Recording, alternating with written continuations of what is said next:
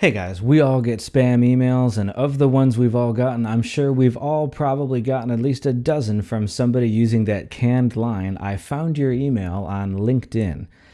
Now, as somebody who runs this channel that's often about language and how we control our brands and being conscious of the type of content that we're putting out there and how it ends up being perceived, when I got another one of those emails today, it just struck me this would be a great topic for a video, not just because I don't think these emails work, and you've probably deleted your fair share of them as well, but I think it's worse than just being delete worthy. This is the kind of stuff that can destroy a brand. It embarrasses the brand every time they do stuff, and I want to unpack that quick. Now, I personally am a good example of a person this email falls flat on its face for, just because it's obvious that that's a lie right off the bat.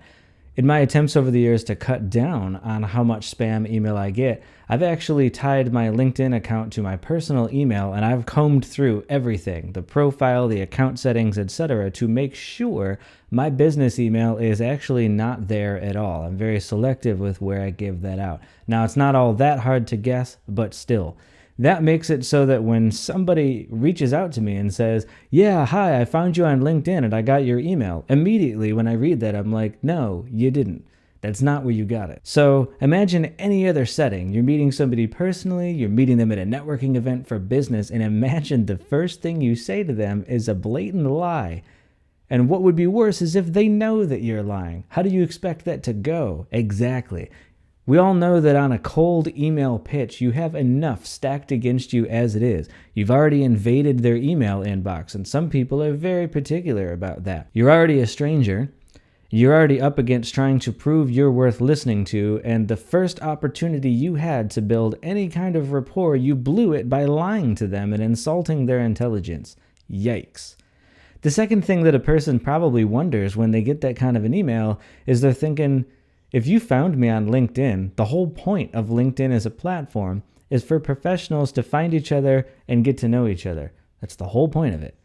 If you found me on LinkedIn for real, why didn't you introduce yourself on LinkedIn? My having a profile on LinkedIn is my way of saying that's how I want people like you, random guy, to come at me and introduce yourself to me. You're not reaching out to me there. Making more work for yourself, sending an email, is basically, whether you realize it or not, guy, saying, I don't care how you want to be contacted, and I don't care what your schedule is like. I want to talk now, and by God, it's happening. Yikes. Again, can you imagine actually saying that to anybody when you're networking? Of course you wouldn't. This to me is just something that maybe it works in some circles, because I get so many of these, I'm sure you do too, with this kind of pitch that you're like, somebody must be passing around a memo saying that this style of email is really successful, and I just couldn't disagree more. I see this as so risky because if it doesn't work, if they know you're lying, you've embarrassed yourself so hard, they're not going to listen to anything you say, and if there's anything memorable about your logo or your brand and they see it again and remember you, trashed. They're never going to do business with that. They're going to remember that brand was in front of this liar who just sends waste of time emails to people. And the other thing that kind of spoils that you're on an email list is that all these emails end up saying at the end of them, reply stop, or to or just unsubscribe to get off of this list. And you're sitting there thinking, now hold on, you told me you found me on LinkedIn, and this is supposedly a personal handcrafted email that you sent me. Now you're saying I have to unsubscribe from a list? What's going on here? Exactly. Just they're counting on somebody just not thinking much of this and assuming, yeah, I've put my business email on LinkedIn. That must be where they got me, and that's where they're saying it. So now this email is less spammy because you found me through a legitimate source. Except that you didn't. It's just all risk and probably very little reward. My personal recommendation to anybody would be, please don't email anybody like this tactic, even if it strikes you that it must work, because people keep doing it. It is too risky, and you don't want to find yourself where people keep marking what you're sending as spam.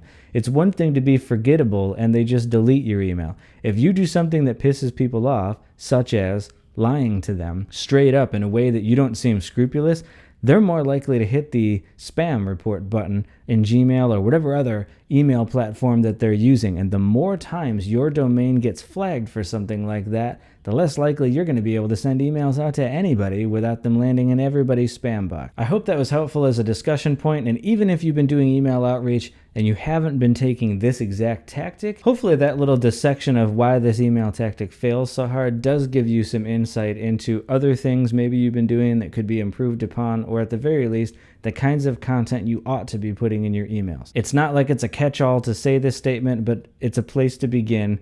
Be human, be direct, don't BS people. That wins every time.